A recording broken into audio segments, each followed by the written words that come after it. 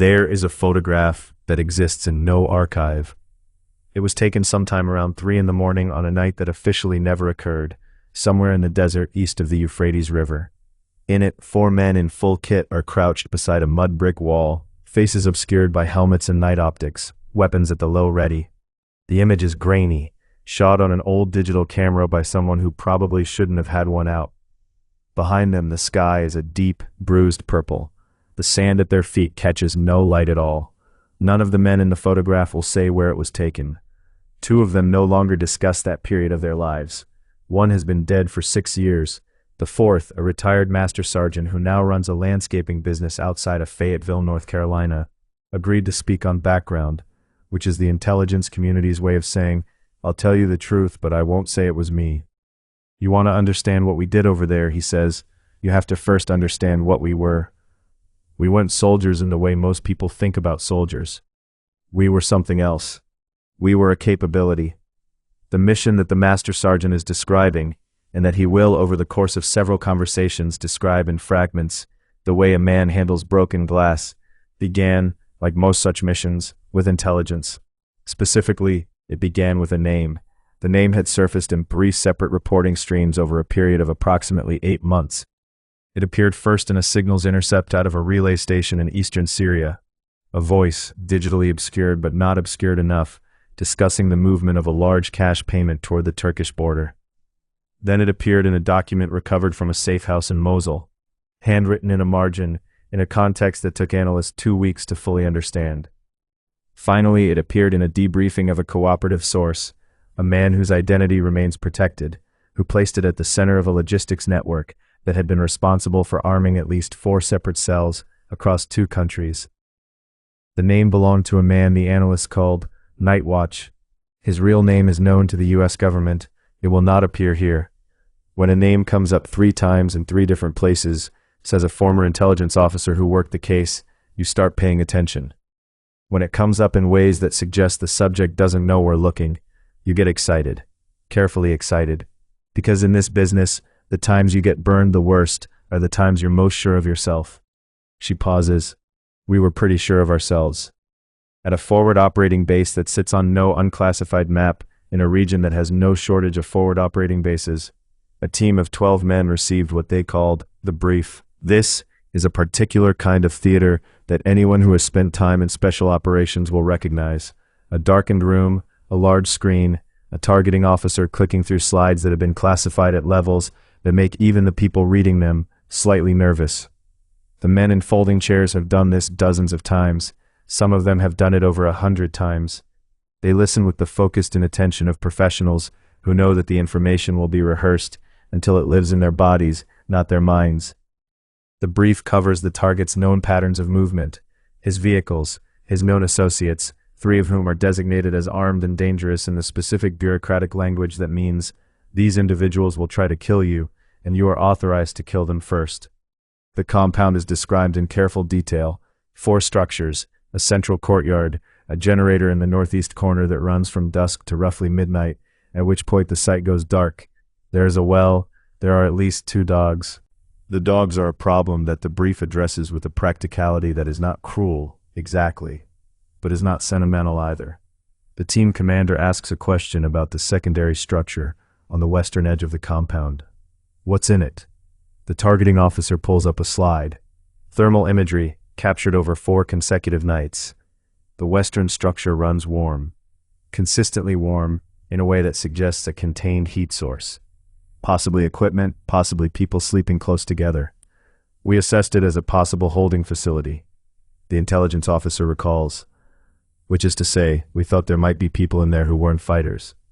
We couldn't confirm. We went in with that uncertainty, and the team knew it. The captain nods.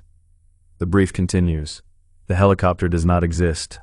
This is the first and most important fact about the modified MH-60M Blackhawk that lifts off from the forward operating base at 0147 local time on the night in question. Its tail number corresponds to no aircraft in any publicly accessible registry. Its crew, 2 pilots and 2 crew chiefs, are assigned to a unit that is not listed in any organizational chart that a civilian could find. The modifications to its rotors, which reduce its acoustic signature to something that witnesses on the ground might describe as wind, or a distant truck, or nothing at all, or the product of a program that does not officially exist. Inside, 12 men sit in a configuration that they have practiced until it is a kind of muscle memory. There is no talking. The engine noise makes conversation difficult, and in any case there is nothing to say that has not already been said. The mission has been rehearsed on a mock-up of the compound, built from plywood and guesswork and satellite imagery, assembled on a stretch of desert floor not far from the forward operating base, 4 times in the preceding 72 hours. Each man knows where he is going, what he is doing, and what to do if things go wrong in any of the 11 specific ways that the planners have identified as most likely. Webb, not his real name, sits near the door and watches the desert below. He has made this approach dozens of times.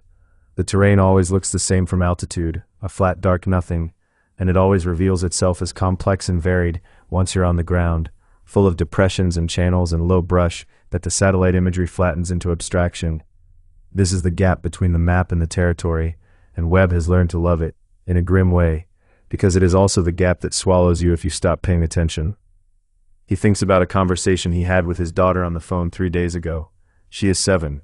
She wanted to tell him about a book she was reading, about a girl who discovers she can talk to horses. He listened for a long time and asked questions. He cannot now remember the title of the book, but he remembers her voice.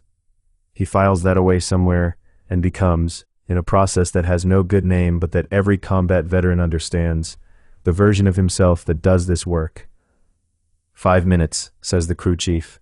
What happened in the next 12 minutes has been reconstructed from after-action reports, debriefings, and the recollections of the men involved. These sources do not always agree on the details. Memory is not a recording. Under stress, the brain edits in real time, and what gets stored is not the event, but a compressed version of it.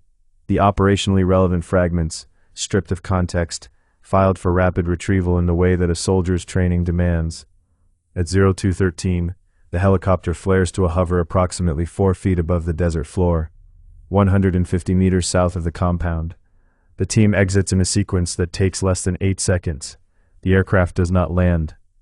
It rises immediately, moves to a holding orbit 3 kilometers to the east, and becomes a sound, and then becomes nothing. The team moves. There is no moon. This is deliberate.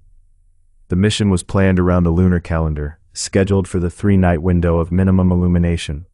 The men wear night observation devices that amplify available starlight into a green monochrome world of surprising clarity. To move through the dark in this way, once you have done it long enough, feels natural. Feels, some operators have said, like a superpower, though they are usually uncomfortable with the word. They reach the compound wall without incident. The dogs have not raised an alarm. This is the first variable resolved. At the southern gate, a guard is sitting in a plastic chair. He is supposed to be awake. He is not. Webb makes a decision in approximately 2 seconds that the guard will be dealt with non-lethally. This is not sentimentality. It is operational calculation. Things like that, Webb says, many years later, sitting in a diner in North Carolina, you chalk up to luck, or God, or whatever you believe in. We planned everything we could plan. And then there's a 10% that just is what it is. That night, the 10% went our way. He pauses. It doesn't always.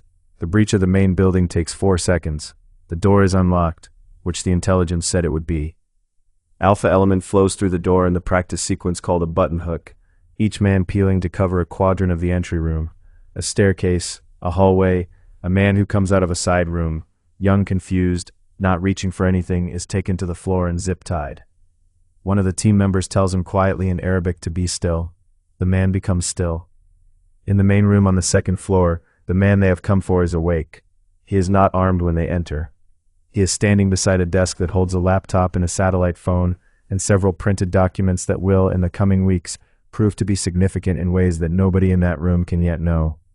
He looks at the men in his doorway. He says in English, "I expected Americans."